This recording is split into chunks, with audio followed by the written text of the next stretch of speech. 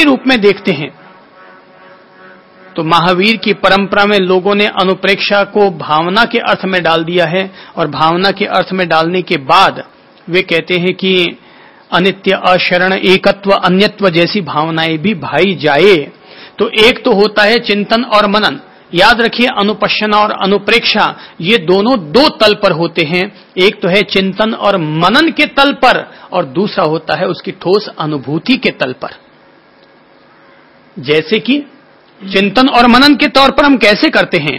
अरे इस शरीर में क्या है, इस काया में क्या है? केश, रोम, नख, अस्थि, वीर्य, मज्जा, खून, कफ, पित्त, ये सब हैं। यही सब गंदगियां भरी पड़ी हैं। इस तरह की 32 प्रकार की गंदगियां हमारी इस काया में भरी पड़ी है। तो ये हुआ उसका चिंतन करना, मनन करना, उसका विचार करना कि इस काया में क्या है। लेकिन दूसरा है ठोस अनुभूति।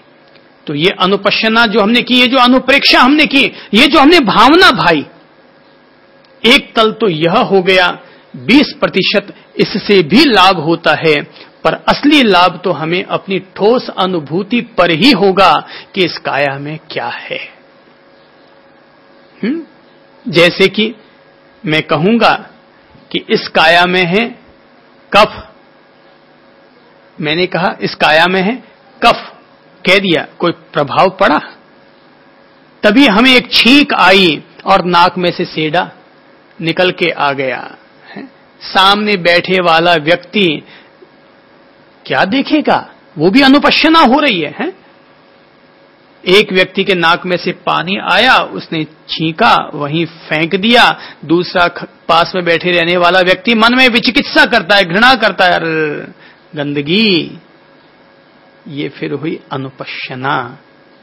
एक तो बोला गया, अब ये अनुपश्यना हुई, सामने देखा गया, और फिर वो खुद अपने भीतर ठोस अनुभूति करता है, अरे भाई मेरी काया में भी तो यही सब है, मेरी काया में भी तो यही सब है। तो ये अनुप्रेक्षा और अनुपश्यना का जो धरातल है, चिंतन के धरातल पर भी अपन इसको देखते हैं और ठोस अनुभूति के धरातल पर भी देखते हैं। जब हम ध्यान से उठ जाते हैं, साधना से उठ जाते हैं, तब हम इसका चिंतन मनन करते हैं। बाहर की गतिविधियों में इनका हम संप्रज्ञान करते हैं, लेकिन जब हम साधना में बैठते हैं तो अपने भीतर इनकी ठोस अनुभूति करने का प्रयत्न करते हैं, अभ्यास करते हैं।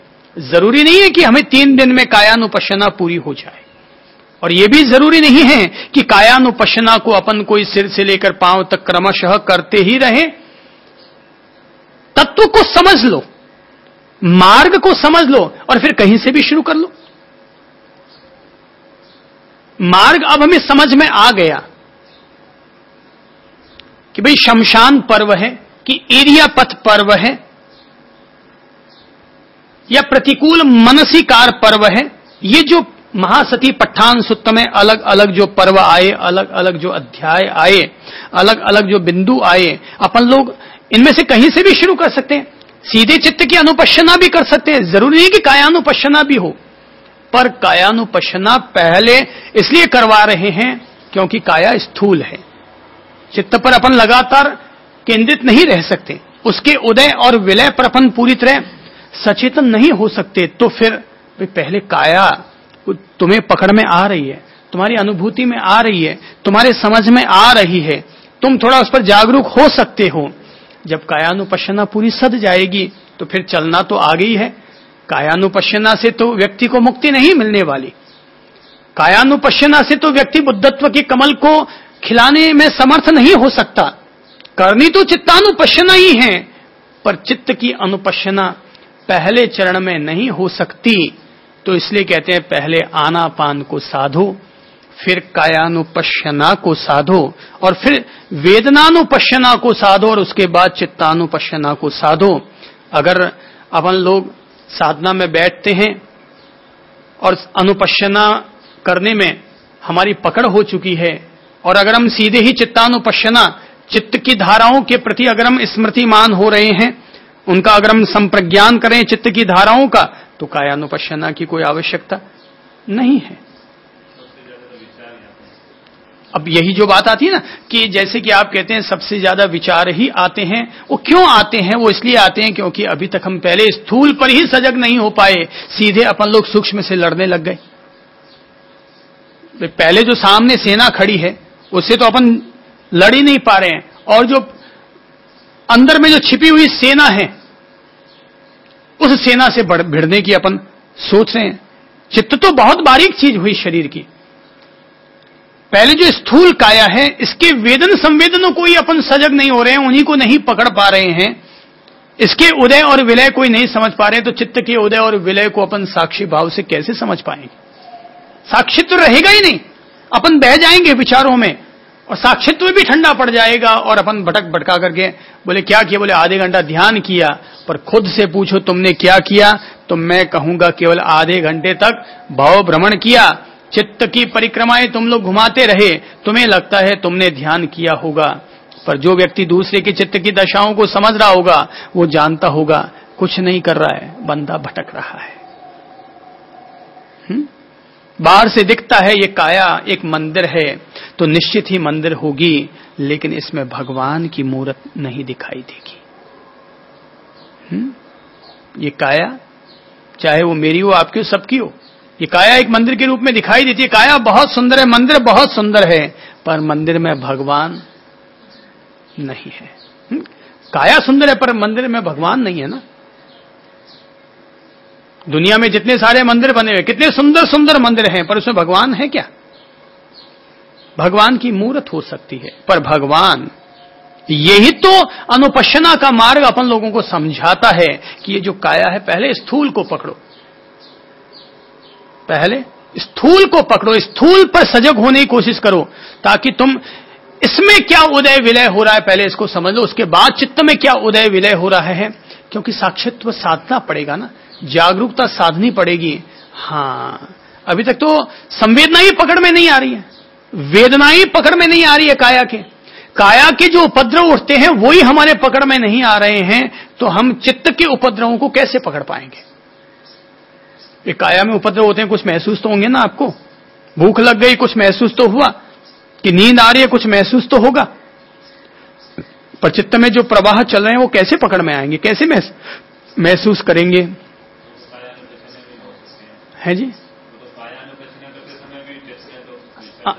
जैसे कि कायानुपश्यना करते हुए, अगर आप ये कहते हैं कि कायानुपश्यना करते हुए भी विचार उठ सकते हैं, एक बात ध्यान रखिए, अनुपश्यना का सिद्धांत, अनुपश्यना की साधना जो भी भीतर उठ रहा है उसका कोई भी अवरोध नहीं कर रही है, विरोध नहीं कर रही है। जो उठता है उसका साक्षी होना है। तो जान रहा है व्यक्ति के समय विचार उठ रहे हैं, चित्त में स्थिरता नहीं आई है, कायानुपश्यना नहीं हो पा रही है। जो हो रहा है, विचार भी अपन ला नहीं रहे हैं, शरीर के सुखद दुखद वेदन संवेदन भी अपन ला नहीं रहे, वो अपने आप हो रहा है, वो तो केवल सचेतन हो रहा है। अनुपश्यना अर्थात एक साधना, साधना अर्थात जो कुछ हो रहा है उसके प्रति सचेतन होना। तो जो हो रहा है उसके प्रति सचेतन है, जो हो रहा है, विचार उठ रहे हैं, फिर अपन, ऐसा नहीं है कि जो विचार उठे वो लगातार विचार ही उठते रहेंगे। हो सकता है विचार उठते उठते अचानक कमर दर्द करने लग जाए और अपना ध्यान वापस कमर के दर्द की तरफ चला जाए, तो बढ़ता रहता है ध्यान। हाँ, जैसे अपन कहेंगे निंद्रा तंद्रा, नींद की अवस्था आ गई, मूर्छा। इसी के लिए यह जरूरी है कि साधना करने वाला व्यक्ति आराम देह होकर के न बैठे। इसलिए पहला शब्द याद रखना चाहिए साधक को, वो है आतापी। अगर हम आतापी नहीं होंगे, अगर हम सचेतन नहीं होंगे, अगर हम संप्रज्ञानी नहीं होंगे, इन तीन में से किसी एक चीज को भी अगर अपन नेग्लेक्ट कर देंगे तो अनुपश्यना नहीं हो पाएगी, कमजोर अनुपश्यना होगी। और कमजोर अनुपश्यना से विलक्षण फलों की आशा नहीं की जा सकती। कमजोर अनुपश्यना से विलक्षण फलों की आशा नहीं की जा सकती। विलक्षण फल प्राप्त करने के लिए हमें भलीभांति, इसीलिए शब्द याद रखना चाहिए हमेशा, और वो है साधक को आतापी होना चाहिए, एक तपस्वी होना चाहिए। अगर अपन सोचते हैं हिल रहे हैं, डुल रहे हैं, आराम करें, टांग ऊंची करें, ये वो करें, वो आतापी नहीं हो सकता। और जब तक कोई व्यक्ति आतापी ही नहीं हुआ तो आगे का संप्रज्ञानी और सचेतन कहां से होगा? पहले ही उसको प्रमाद ने घेर लिया है, पहले ही मूर्छा और मोह ने घेर लिया है, तो अब सचेतनता तो गई हाथ से। अगर लगता है साधक को कि बैठने से तंद्रा आती है, निंद्रा आती है, मैं कहूंगा खड़े होकर के ध्यान करो, खड़े होकर के अपनी अनुपश्यना करो। साधक को साधना करते समय पल पल, 1 घंटा तक नहीं, मिनट नहीं, घड़ी नहीं कह रहा हूं मैं, पल पल उसे स्मरण रखना चाहिए कि मैं क्या कर रहा हूं।